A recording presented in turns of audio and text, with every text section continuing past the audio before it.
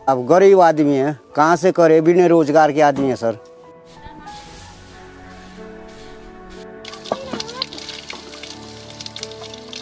First time पे एक परिवार बसा था और आज यहाँ पे 150 परिवार के आसपास आबादी है।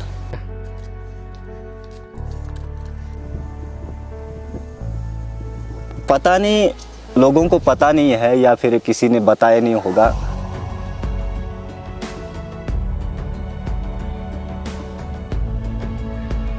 क्या 70 से 80 परिवार की पूर्ति हो सकती है पानी की इस टैंक से?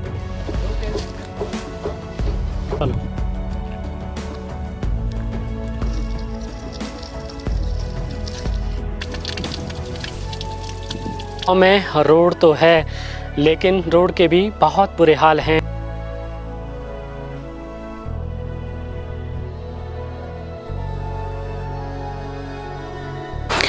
ग्वाल गांव के बाद अब हम पहुंच गए हैं मसरी गांव। ये भी उत्तरकाशी और जो हिमाचल के बॉर्डर से सटे गांव हैं। ये गांव भी बहुत ही इस गांव के लोग भी बहुत ही परेशानियों का सामना करते हैं। क्या है इस गांव की पूरी कहानी, जानते हैं वीडियो में आगे। नमस्कार साथियों, मेरा नाम है देव प्रकाश अग्रवाल। स्वागत है आपके अपने यूट्यूब चैनल तस्वीरों में पहाड़ में।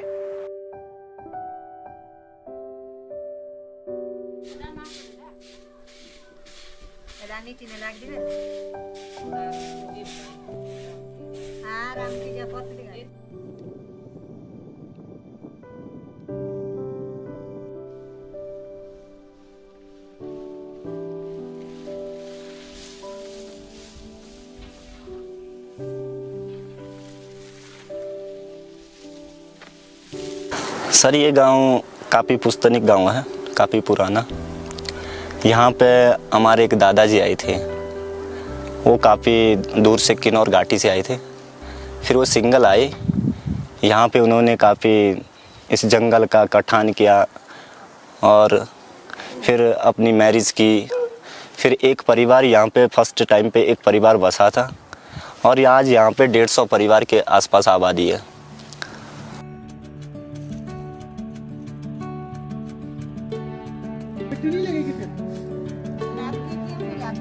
कैसे हटाना है?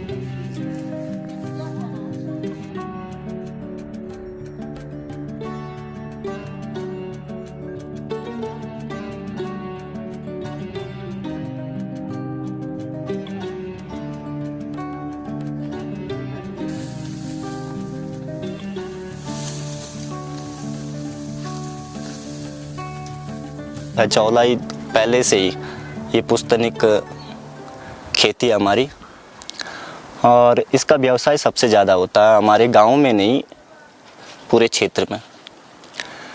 और चौलाई सर, अगर लगभग एक खेत हम लगाते हैं, 1 किले का खेत लगाते हैं, तो 1 किले के खेत में हमें 2 से 3 कट्टा चौलाई मार्सा प्राप्त होता है। तो इसकी क्वांटिटी बहुत कम होती है और इसका विस्तार ज़्यादा होता है, क्वांटिटी में कम बनता है। लेकिन इसका जब हम इसको अपने घर पे इसको निकालते सर ना, तो इसका ये घास ऐसे बंडल बना के सर्दी के टाइम जब बर्फ़ गिरती है तो हमारी जो भेड़ी बकरी है उनके काम आता है, उनका आहार है।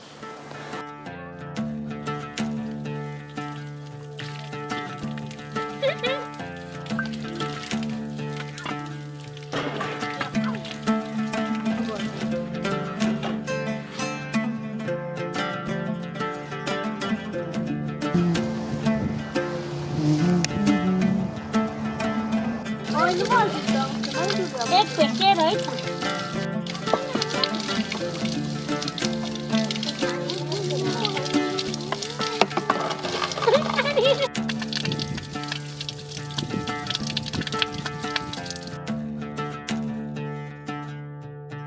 खर्चा तो साहब बहुत आ रहा, पर उतना हमसे नहीं हो पा रहा साहब। गरीब आदमी है, कहाँ से करे, बिना रोजगार के आदमी है सर। तो खर्चा तो करना ही पड़ेगा साहब। गांव में भी रोजगार कुछ नहीं? गांव में हमारा रोजगार कुछ नहीं है। अग्निकांड हुआ साहब हमारे देखो ये पत्थर भी जल रखे हैं, हमको कुछ नहीं मिला सब। कब कब हुआ?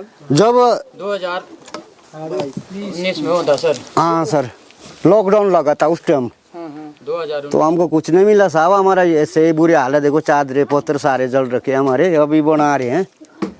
अपने से साहब कोई बर्दाश्त नहीं हो रही है, बस बड़ी ज़बरदस्ती करना पड़ता है। मजबूर आदमी है, बिना रोजगार वाले आदमी हैं। गांव में क्या क्या दिक्कतें आती हैं? दिक्कतें तो बहुत है साहब, देखो नहीं तो रास्ता, नहीं तो पानी, नहीं कुछ नहीं साहब। क्या हमारा कोई विकास नहीं है सर, मजदूरी भी नहीं मिलती हमको गांव में करने की, इतने बेरोजगार गाँव है हमारा। बहुत समस्या साहब, कहीं रास्ता नहीं चलने का, ये ऐसे बुरे हाल हो रखे हमारे गांव की स्थिति ऐसे है सर।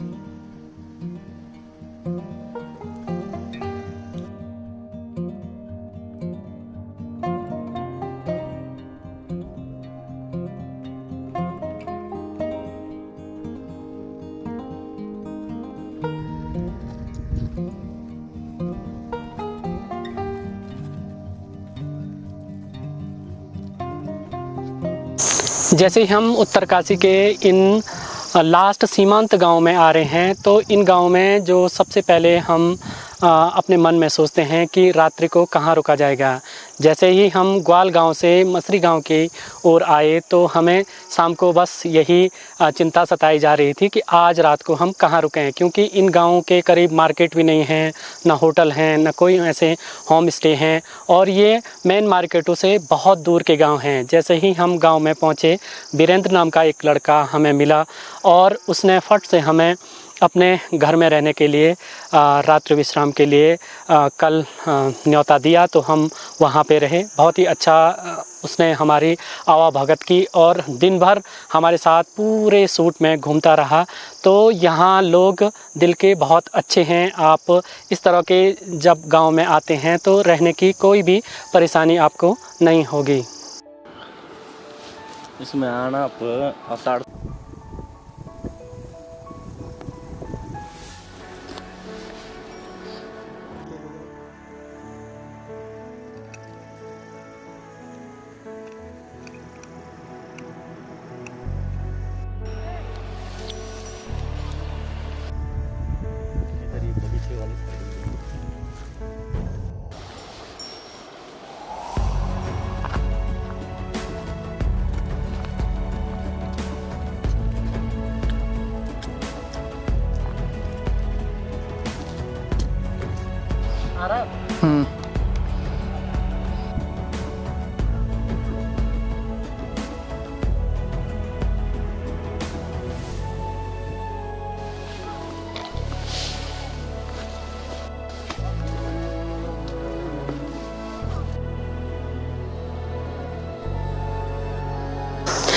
अभी हम गांव से लगभग आधा किलोमीटर की दूरी पे गांव से थोड़ा ऊपर आए हैं और गांव के ऊपर में ये बेरिंग नाग का मंदिर है और यहाँ पे ही उनकी जन्मभूमि है।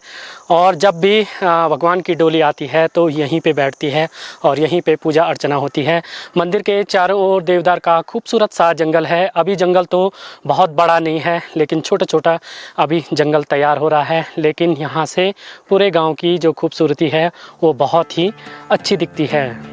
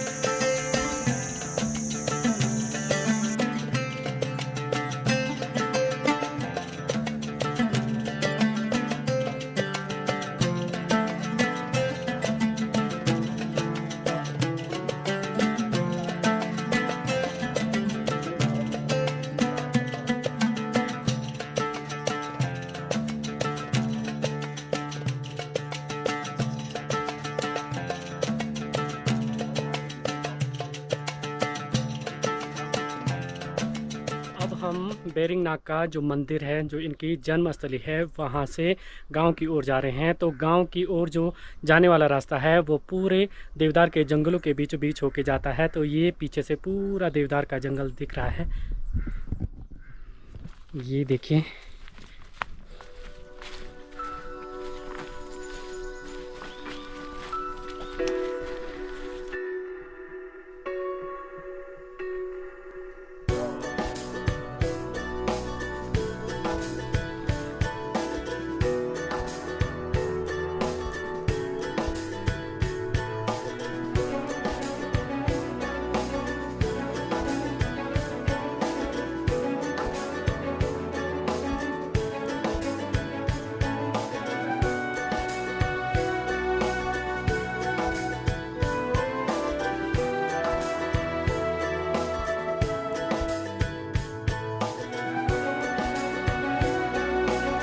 और सर यहाँ पे इसके नीचे लगभग 100 मीटर की दूरी पे बराड़ सर का रास्ता है, लेकिन अभी तक कोई भी पर्यटक यहाँ से गुजरा नहीं है।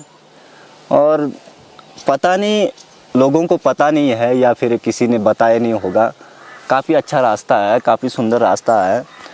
और बराड़ सर लगभग यहाँ से 35-40 किलोमीटर की दूरी पे है, जो कि पैदल मार्ग है। और सर बराड़ सर, अधिकतर बराड़ सर के जो ट्रैकर्स है, टूरिस्ट है, वो बित्री गांव से जाते हैं। बित्री गांव पड़ता है बीच में हमारे गांव से लगभग 12-15 किलोमीटर दूर, तो वहाँ से जाते हैं और वहाँ से बिजई टॉप होते जाते हैं। और इस गांव से सीमांत गांव है सर। अभी तक इस गांव का, या मैं तो ये कहता हूँ, या पता नहीं है, लोगों को पता नहीं है, या फिर लोकेलिटी नहीं है, किसी ने बताया नहीं होगा। और सोशल मीडिया भी अधिकतर इधर आती नहीं है। और ऊपर से नेटवर्क की बहुत बड़ी प्रॉब्लम है। नेटवर्क दो BSNL के 4G नेटवर्क लगे, एक बित्री में, एक मसरी में, लेकिन अभी तक चालू नहीं हुए। उनमें काम तो चल रहा है, 2-3 साल से बोल रहे नेटवर्क लग रहा है, लेकिन अभी तक चालू नहीं हुए। इस कारण से लोग जो काफ़ी पीछे हैं।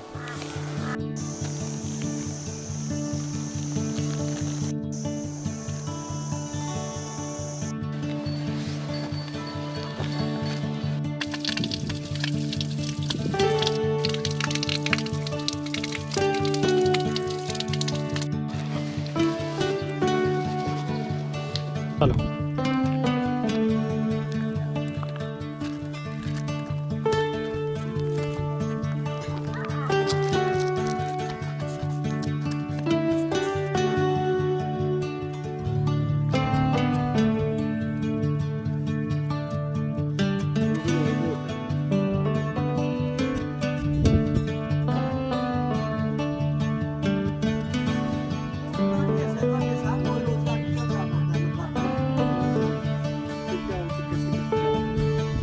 प्राकृतिक रूप से ये गांव तो बहुत ही सुंदर है, लेकिन आज भी आधुनिक सुविधाओं से ये गांव बिल्कुल वंचित है।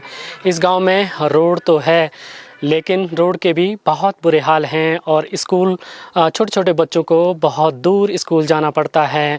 स्वास्थ्य की बहुत बड़ी समस्या है और बहुत सारे लोग यहाँ पे आज भी बहुत कठिन जीवन व्यतीत कर रहे हैं। पारंपरिक खेती तो होती है, लेकिन धीरे धीरे अब लोग एप्पल की खेती की ओर भी अग्रसर हो रहे हैं। लेकिन जो एप्पल के खेती कर रहे हैं उसमें बहुत सारी सहायता इन लोगों को यहाँ पे मिल नहीं पाती है। ये गांव उत्तरकाशी के और हिमाचल के बॉर्डर से बने सटे हुए गांव हैं। इस वजह से भी इन गांवों में बहुत सारी परेशानियों का लोग आज भी सामना कर रहे हैं।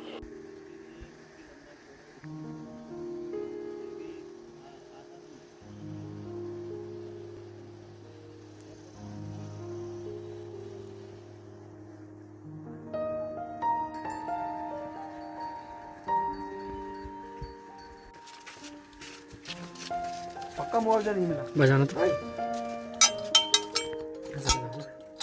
बज नहीं रही। मकान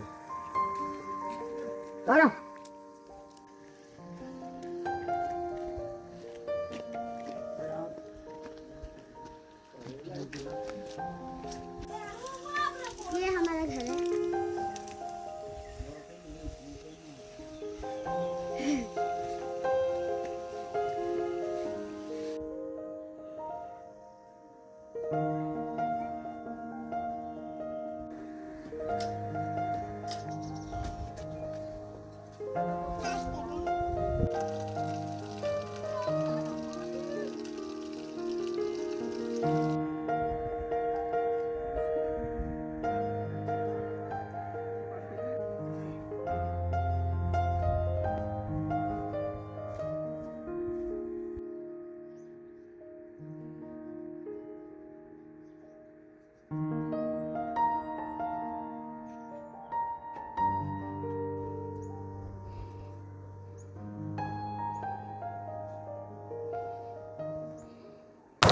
मसरी गांव से वापस हम अब दौणी गांव में वापस आ गए हैं। लगातार हम उत्तरकाशी के सुदूरवर्ती गांव के वीडियो आप तक ला रहे हैं। आपको इस प्रकार के वीडियो कैसे लग रहे हैं प्लीज़ कमेंट में ज़रूर बताएं। तब तक के लिए आप अपना विशेष ध्यान रखिए। जय श्री केदार।